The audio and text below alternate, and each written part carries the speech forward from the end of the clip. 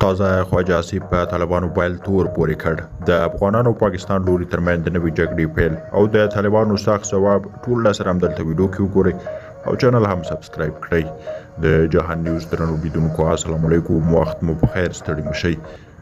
د پاکستان دفاع وزیر خواجه جیو نیوز تلویزیون سره مرکه کې یو ځل بیا افغان طالبان تورن کړي چې پاکستاني طالبانو ته یې رسمي پناه ورکړې او د میلمنو په توګه یې له ځان سره ساتي. هغه چې د تیر کال فبروري کې کابل ته سفر کړی و، وایي هغه مهال ورسره افغان طالبانو منلې وه چې زموږ لخوا ناخه شوي خلک به د ډیورن کرښې له شاوخوا څخه نورو ځایونو ته انتقالوي، خو په وینا یې چې تر اوسه دغه کار نه دی شوی.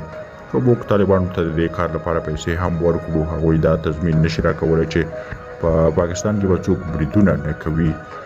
د پاکستان دفاع وزیر خواجه هماغه شخص دی چې د امریکا او طالبانو ترمنځ د دوحې تړون د لاسلیک په ورځ د ملا برادر او مایک پامپیو ګډ عکس سره یو ځای په خپل ټویټر ولیکل، که تاسو طاقت لرئ موږ خدای لرو. درنو لیدونکو له ملتیا مو مننه، ښه واخې شبې.